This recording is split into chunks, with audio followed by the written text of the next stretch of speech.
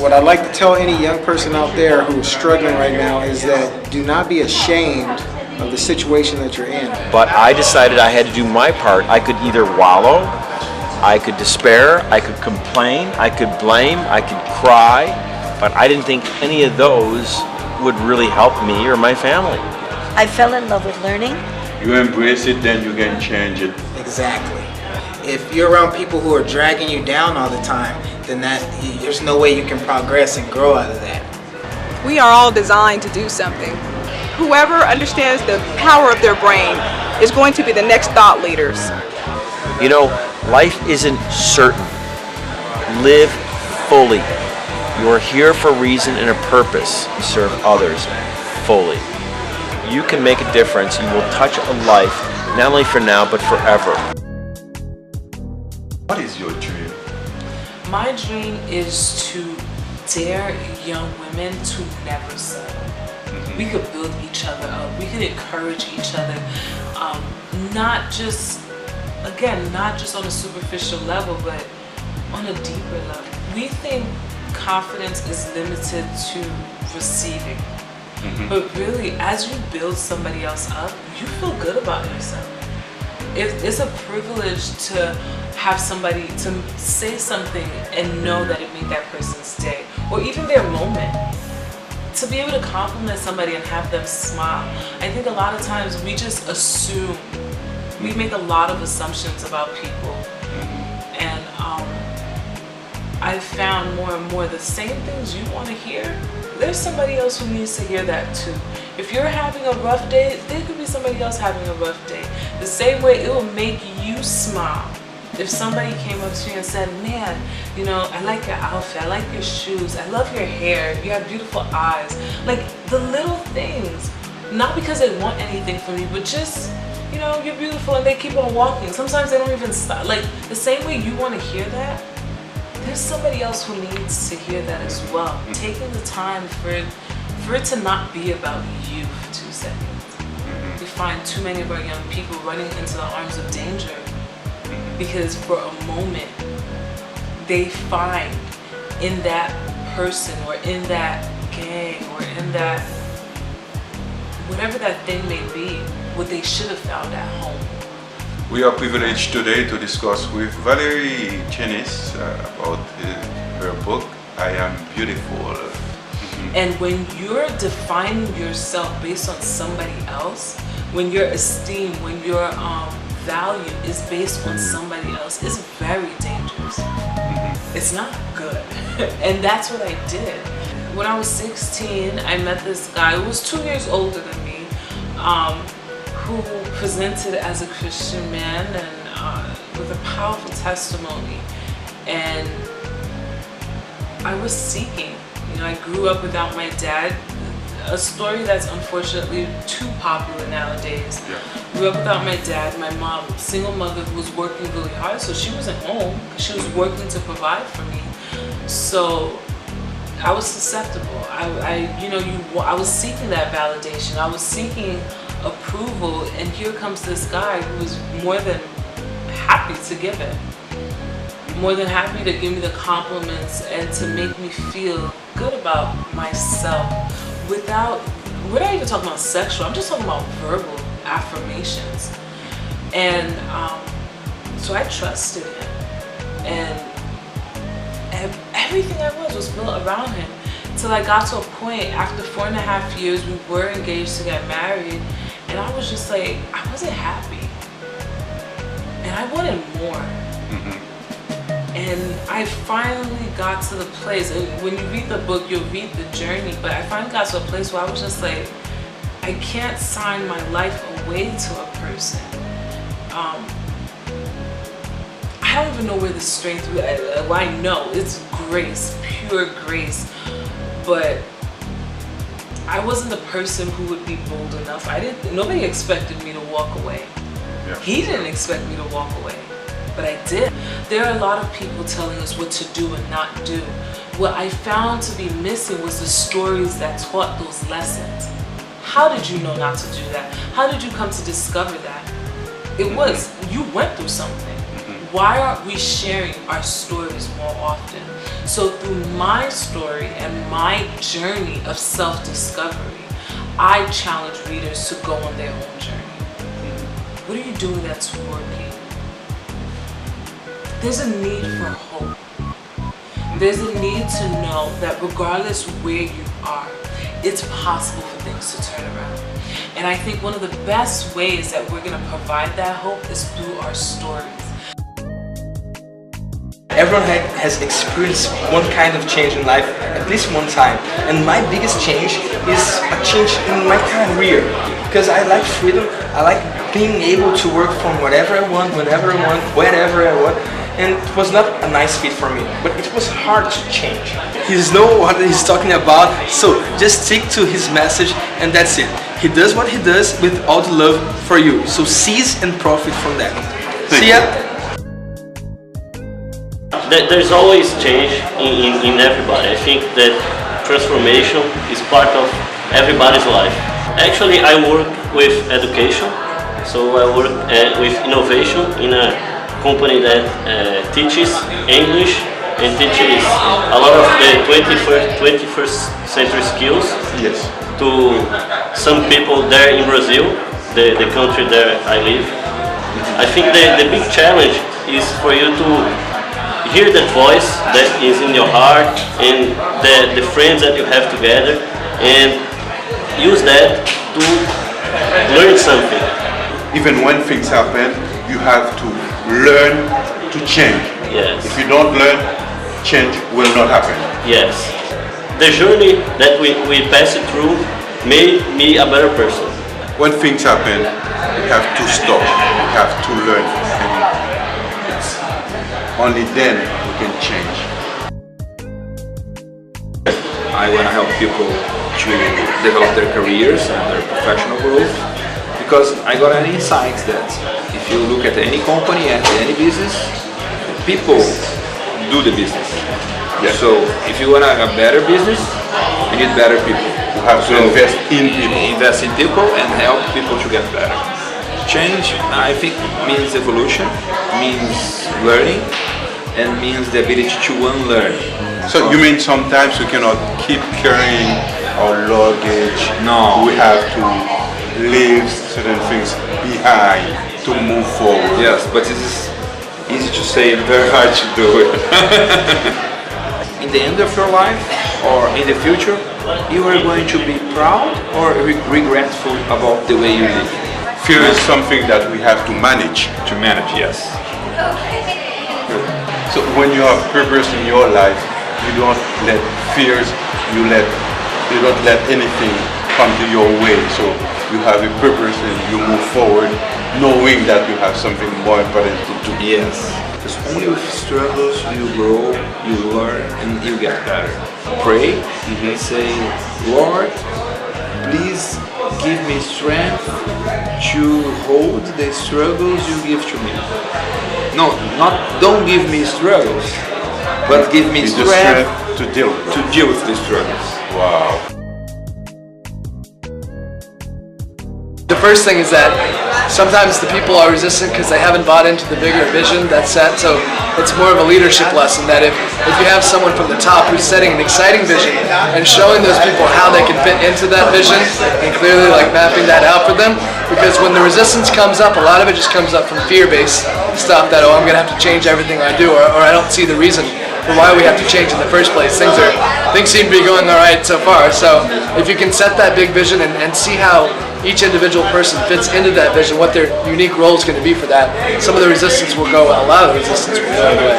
The reason that we started gaining huge momentum is because it stopped becoming an intellectual thing and it started becoming a daily practice and a daily habit. So ways that we could feed our vision, ways that we could feed our emotions, that feed our focus, different things that we did that we ritualized in an everyday behavior that allowed us to move forward in a much quicker way, a much faster way. So that's the number one tip I would give to anybody who wants to create that change or the big movement forward in their business. All of us face adversity in some aspect of our life. and all of us go through adversity. If you look at the people who are standing at the pinnacle of their careers right now, at the top of their success, they didn't start there. They didn't start even close to there. They started probably facing some of the same struggles and having some of the same problems that you're having right now. So really, I really truly believe that the deeper the struggle that you're in, the greater your potential for success is in the future. And so really look at it as a blessing in some ways, but you do have to start shifting your mindset to start looking to how things are going well already, and really in our worlds, things are going well all around us. And it's an amazing thing how little we notice that the small things in life that are clicking into place. Focus on those instead of focusing on all the big problems you have in your life. And you'll start to realize that you can create more of those small successes, and those small successes add up to bigger and bigger successes down the road. Thank you very much. Great, thank you for having me. Appreciate it. The reason why people don't make change in their life is because they don't have enough commitment to that change, so that the other things that come in life don't distract them from going to where they want to go to, getting to where they want to get to in life. You just wrote a book. Can you tell me more about what is in that book? What is the title? Well, the title of the book is called The Success Magnet, and basically the idea of the book is letting success come to you instead of chasing it. I believe the way to do that is by just cultivating your values, working on yourself, coming from a place of becoming instead of a place of chasing. And all you have to really do is to work on yourself, and it'll come to be that place. To be that place, exactly. The subtitle of the book is called The 5 Major Values to Cultivate. And those values are health, wisdom, spirituality, love, and money. So basically, I learned how to allocate my money, how to make more money, how to become more wise and more knowledgeable, and setting habits in my life to do all of these things, becoming healthy, physically, strongly, emotionally. Well, change is just a part of growth, and I believe progress and growth is something that everybody should be doing. You know, we have a natural human drive to just charge and just be more competent so that we can grow. And if we're not growing and living in congruence with our values, then we don't feel good about ourselves, and we tend to retract from the world so that we don't change. But if you can just force yourself to change, you know, the one thing I notice about successful people and unsuccessful people is they both don't want to do what it takes. But successful people just do it anyway.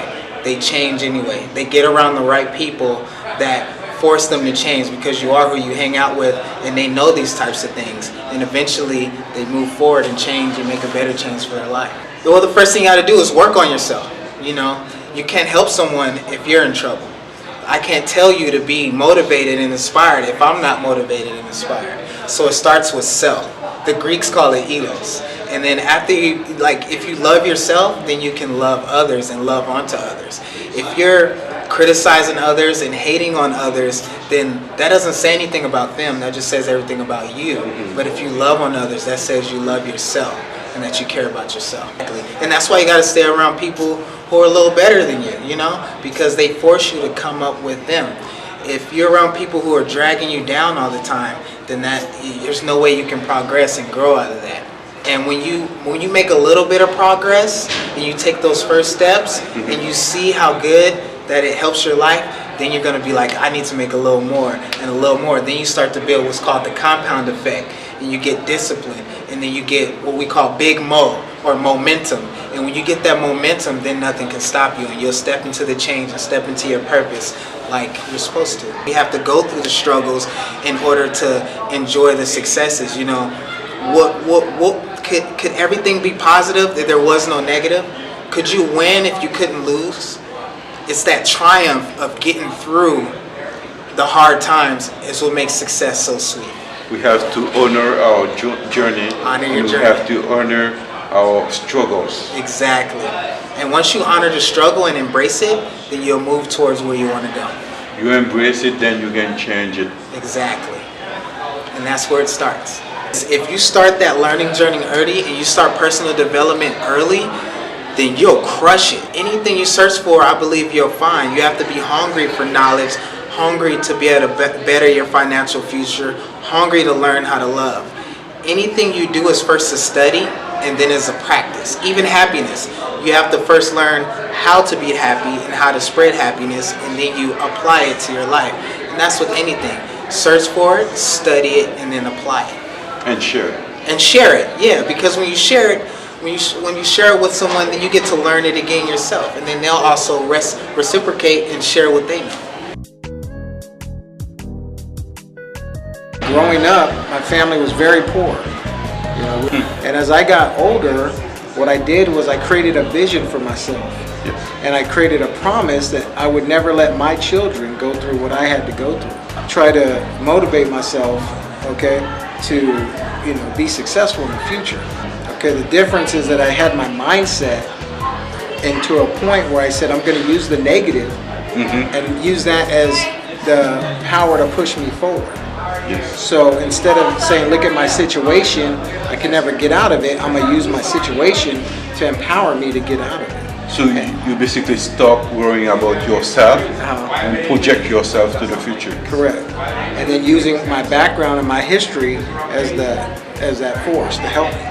What I'd like to tell any young person out there who is struggling right now is that do not be ashamed of the situation that you're in. Just don't be ashamed of where you are, where you come from, but try to use that to help you and to help mold you and help drive you, to help you do better in school, get better grades, you know, so that when you do get out of school, you're already prepared to have a different life. So you need to have a vision, put that out there, you need to be passionate about that vision, and then you have to also have a purpose of why you want to be the vision. So anybody out there, any young person that you work with or that's hearing this message, you know, don't be ashamed of where you are or where you're from, do something about it, because you have that power to do something. Yes. You can sit there and cry about it, but it doesn't change the fact. You have something, you know, you have the power to do whatever it is you want to do. When you're in the down and out and there's no one there to help you, and you're able to pull yourself out of that, then you're able to turn around and look back and say, look, there's somebody who doesn't have anybody. And I remember I used to be that person, but look where I'm at now. And because I've been where that person is, that gives me now the opportunity to reach back and give back and help somebody. To live a fulfilled life, you have to really, no matter what your situation is, you should always be able to give back. Because when you're giving, you're going to bring more to yourself. Anything that you lacked without giving, you're not going to get anything back. And what happens is you're going to go through life and you're going to be feeling empty. You know, because there's a completeness to this. Just because someone didn't help you doesn't mean that you should not help other people. Don't blame other people for where you are. Do something about where you are and make a difference. Have a vision. That's key. Have a vision, and just no matter where you are, say, look, you know what? This is what I want for my life. I want to be here. This is the vision I have for myself. Now, how do I get there? Well, you can't get there if you're not passionate about getting there. If you say, oh, I want to be rich or successful, and just sit on the couch and do nothing, how are you ever going to become rich and successful? No. You know? So you have to have the vision where you want to go, and then you have to say, you know what, I'm going to make it happen. I'm going to be passionate about achieving that. And then once you achieve that, then you've come to the place, you see that you've reached the vision, then they say, well, what's the purpose? Okay? Well, the purpose has to be, well, look, I look back on my life and look at where I was. And I said, you know, I didn't want to be there anymore. I had a purpose to get here. You know, so that's the connection. You have to have a purpose for why you want to go to where you go. A lot of times people feel sad, alone, feel like they can't get anywhere. So your purpose now is to get somewhere. You have to have a purpose with your life. Set that vision, be passionate about it, and then you'll achieve it. Where are you now in your life? Now in my life, I'm a registered nurse, and I work in an emergency room. But I'm also an entrepreneur, and also into business and helping people. So one of my newest businesses is that I'm helping new grad nurses that are newly just graduated from college, that are going into the workforce. I basically help coach them through online membership, through a book, and also through an audio program that's giving them the roadmap, everything they need to help them make the transition from nursing school to working professional. So now I'm giving back. I've already been successful in that, in nursing. Now I'm giving back to nurses who are just now starting out. So where do you see yourself in 20 years? In 20 years, I see myself motivating, inspiring, instructing people in nursing and in a lot of other entrepreneurial fields to just be their best and achieve their dreams, achieve their goals, to set a vision for themselves, like I've said before, and then how to reach that vision. So I really see myself in that role as a coach, as a mentor, as bringing people up from where they are to where they want to be.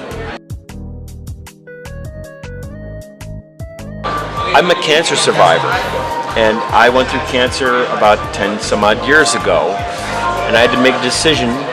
Am I going to can survive, or am I going to can surrender? I had a choice to make. Yes. And I chose to survive. Now, of course, it wasn't entirely in my hands, doctors, good Lord above, but I decided I had to do my part. I could either wallow, I could despair, I could complain, I could blame, I could cry, but I didn't think any of those would really help me or my family. So I decided to choose gratitude, to choose love, to choose faith, and to see what I could do to be grateful for a hardship experience. Yes. See, what could I do to grow from this experience? See, now I wouldn't wish to go back and ever experience cancer again. Yes. But I'm grateful for having gone through it and survived. I've lost a business, and I've seen loss of great wealth, but I've also seen that in every one of those struggles, opportunity was one step away. Yes. And in every single case, with the wisdom of being able to look back, I had a choice to make.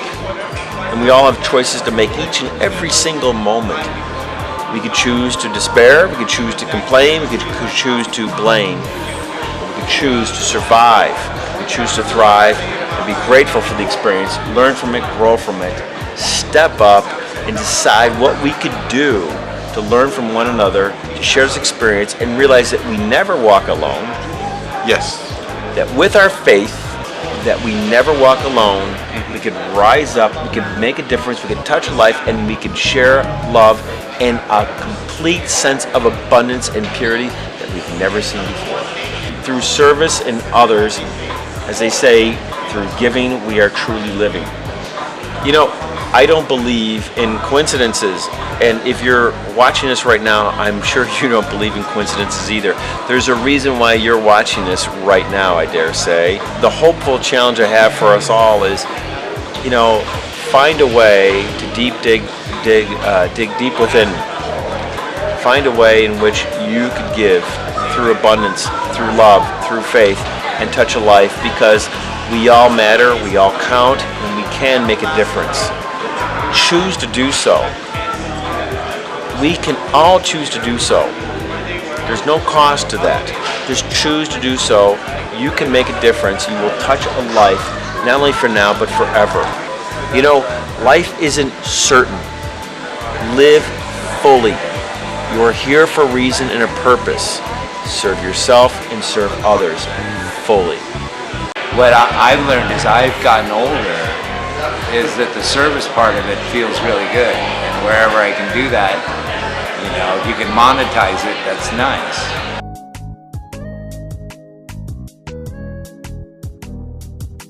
Everybody deserves to know how the greatest technology in the universe works, the brain. I would say that all change starts from within. And the more you understand about yourself, the more you learn about yourself, including the greatest tool that you have, that you've been gifted with, that you were born with, the more you understand about that and how to manage it, you can start listening to what's in there. You can start listening to your higher self instead of being distracted or being stressed out. And once you start eliminating those distractions and those unregulated emotions, you can start hearing your higher self guide you and tell you what you're meant to do in this world.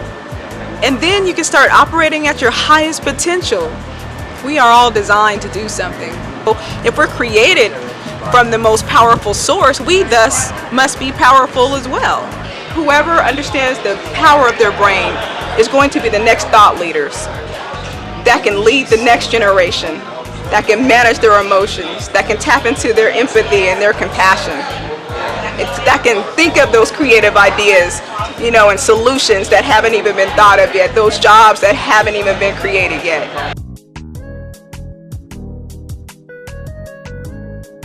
I was placed in an orphanage and was adopted out. And truly, the story that I have to tell is that the life I lived afterward was, in my heart, were harder and more difficult for me than where I had been.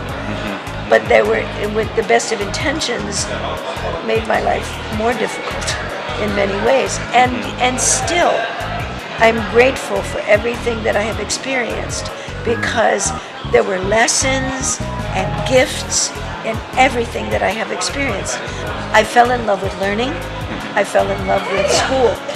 And I'm quite sure that experience has had an influence on the fact that I became a teacher. So thank you for watching, thank you for listening, and thank you for my new friend. Thank God you bless. very much. Thank you. Blessing.